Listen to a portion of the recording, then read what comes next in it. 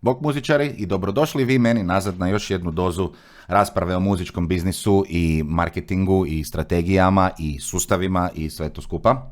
A u današnjem videu pričat ćemo o nekim sustavima i nekim strategijama koje ne funkcioniraju i nikad nisu dobro funkcionirale za većinu ljudi i koje bi vam možda preporučio da se ne primate njih, barem ne ako ste tek na početku ili niste još jako poznati ljudi.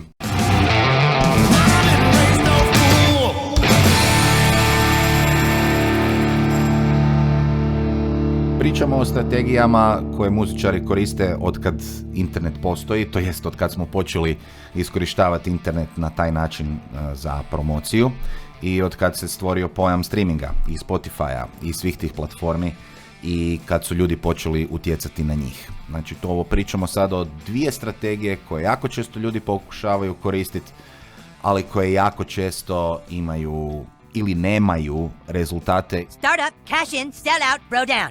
Prave strategije, one koje će vam donijeti dugoročni uspjeh i od koje ćete imati dugoročnu korist, su one koje možete redovno pratiti, koje možete redovno mjeriti, možete napraviti spoj između uzroka i posljedice i znati točno zašto se nešto desilo na neki način i na kraju ponoviti to na isti način ponovo i ponovo i ponovo. Ove strategije o kojima ćemo pričati danas nisu takve. Dakle, čak ih ne bi mogli nazvati strategijama, više bi ih mogli nazvati pokušajima. Ili bar ja to tako nazivam. Čućete o čemu se radi, toliko od mene za sad i idemo na video. So, what's one thing that's not working now that you know that people are doing? I think one thing that people try a lot that's not new that it doesn't work, it just hasn't ever worked very well, is artists will, in an attempt to grow a fan base for their music that means something to them, they will go and buy a press campaign to get written about in music blogs. And I think it's misguided because one, like, music blogs are not well read. Like, there's not a whole lot of readership for music blogs anymore. It's not a big cultural item anymore. And then furthermore, even if there were a bunch of readers, they have no way to follow up. So it'd be like if it'd be like, in this party analogy we use, it'd be like if I popped into the party via Skype chat and introduced myself to everyone. It's great. They all know what my name is now. And I did a whole lot of work, but I can't go talk to them now. I just popped in on Skype and now I'm gone and I can't follow up. It's the same thing with blogs. If you get on a bunch of music, journalists sites or even publications, maybe people are exposed to you, but you have to then hope and pray they come follow you and they come reach out to you. And it's a lot to put on the listener to do. Most people are distracted. They're not going to do that. So, and the reason that people use PR campaigns is mainly to impress music industry executives, is that, it can be useful for education, because if I introduce myself to tons of people and they go search me on Google and they find all these nice articles about me, that's helpful. But people will not use it for an education strategy. They'll use it for an introduction strategy. They'll use it as the way they're supposed to introduce themselves to tons of people. And it's not very effective for that. Samo jedan brzi podsjetnik, jer to nekad zaboravim napraviti kad snimam ove videe, a to je da ako imaš još koje pitanje vezano uz ovu temu ili ako hoćeš da nekad u budućnosti snimimo video o nekoj drugoj temi, slobodno nam napiši u komentare, pa ćemo to probati i napraviti što prije. To je to, nazad na video. Another thing people do is pay to get on Spotify playlists, which kind of it did work for a period of time for a small number of people who tried it.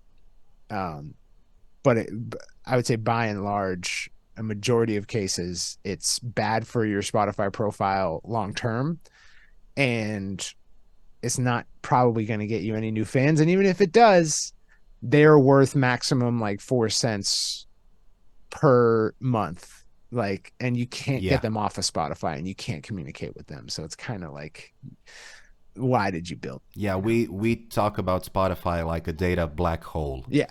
You send people over there, but you have no idea you have some idea because they have some analytics, but you just know how many people streamed, and you don't know how they came there and how, if they're going to come back. And if it works out really well and you get 1 million people, like monthly listeners, streaming you on Spotify, what then?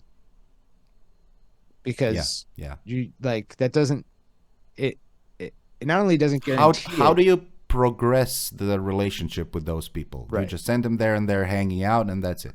Yeah, like a buddy of mine has 1 million monthly listeners on Spotify and he has like 11,000 Instagram followers, which is a big disparity. Yeah.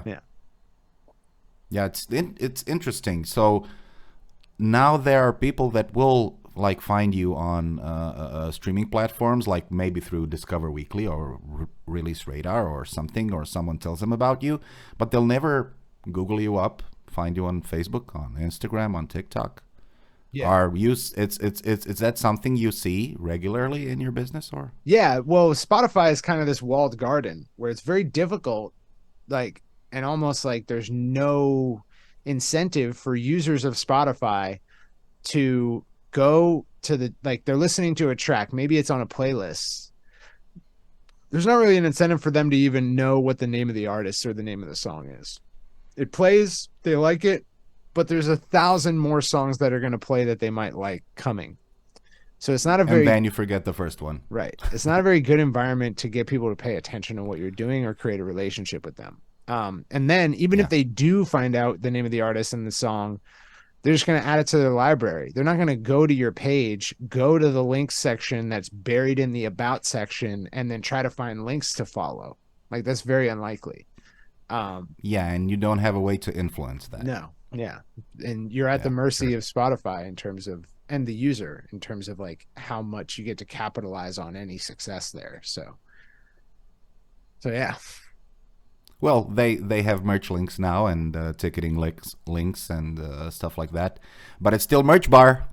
It's still Merch Bar. Yeah. For those of you who don't know what Merch Bar is, it's a very shady company that's been in the press a lot of times, and by the stuff I've heard, I would not put my merch on. I think you can actually connect, because I said that recently, and my team checked me on it. They were like, "No, you can do other stuff." I think you can do Shopify. One of the services is Merch Bar. It was you can your own historically Shopify. The only way to get merch on Spotify was to use Merch Bar, and they kind of suck. But yeah, I think there is a Shopify like solution now. I'm not sure. I think there is. But you have to have it. You have to set it up yourself, right? Yeah. Hvala ti što gledaš naše videe do kraja. To nam jako pomaže da nas YouTube shvati ozbiljno, a i ozbiljno će nas shvatiti ako lajkaš, komentiraš, šeraš to friendu, sve ove standardne YouTube fore. Znamo da smo dosadni, ali to tak ide, moramo te podsjetiti tu i tamo.